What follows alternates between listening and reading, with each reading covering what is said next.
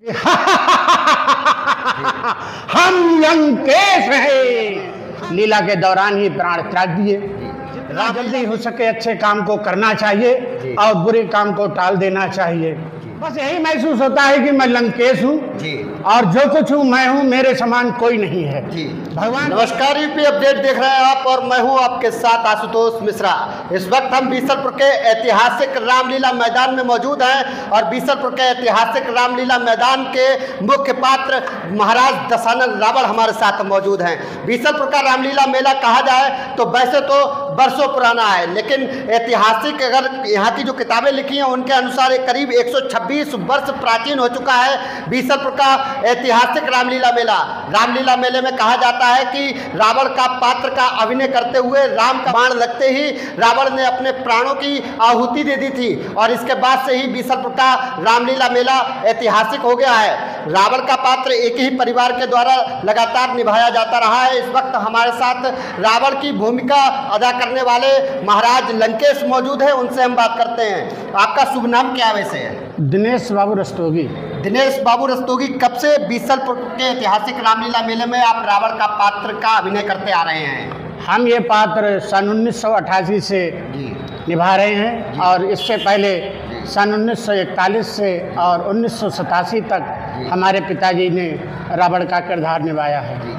ऐतिहासिक रामलीला मेले के लिए कहा जाता है कि रावण ने अपने प्राणों की आहुति दी थी, इसी मतलब जो है गोला दगा और उसी समय उन्होंने अपने प्राण त्याग दिए, ऐसा सुनने में आया है। लेकिन क्या आप यहाँ पर मौजूद थे और उसकी क्या कुछ कहानी है?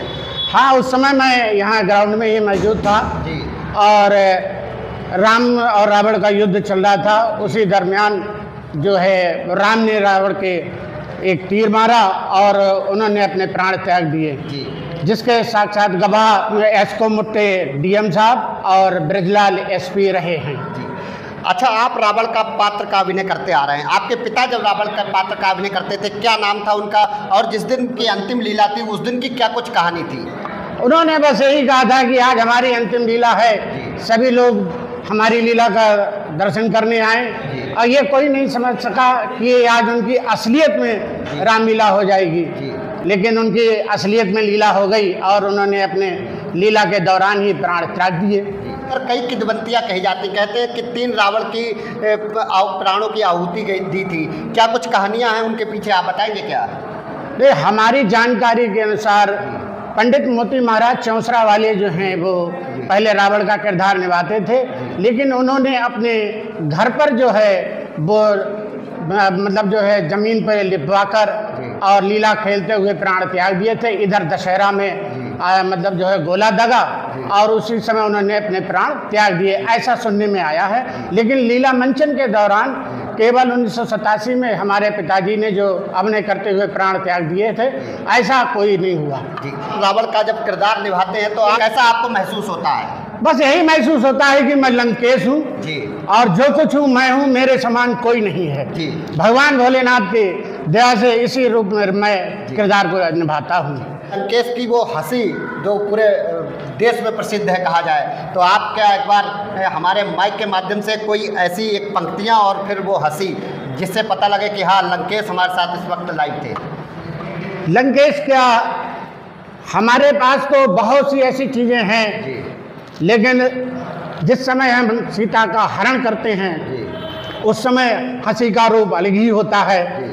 तो जब हम माता सीता का हरण करते हैं उसी समय कहते हैं कि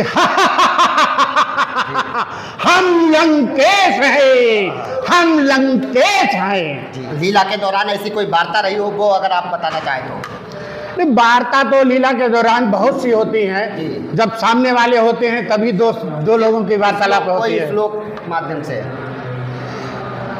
भाई अंतिम वाली मैं बता सकता हूँ कि जब मैंने राम से और रावण का युद्ध तीर लग जाता है तो वार्तालाप होती है। कह रहे हैं कि लक्ष्मण से कि जाइए लंकेश से शिक्षा लीजिए, तो राम लक्ष्मण जो है मेरे की ओर आते हैं, मैं उन्हें शिक्षा नहीं देता हूँ।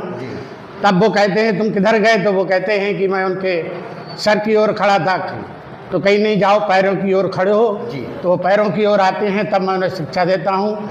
कहता हूँ कि जितना जल्दी हो सके अच्छे काम को करना चाहिए और बुरे काम को टाल देना चाहिए। मैंने राम से पूछा कि हे राम, बताओ वास्तव में जीत किसकी हुई? मैंने तुम्हें जीते जी अपने लंका में नहीं घुसने दिया, अब बताओ मैं जीते जी तुम्हारे धाम को जा रहा हूँ, रोक सकते हो तो रोक लो। बोल शंकर भगवान की जय।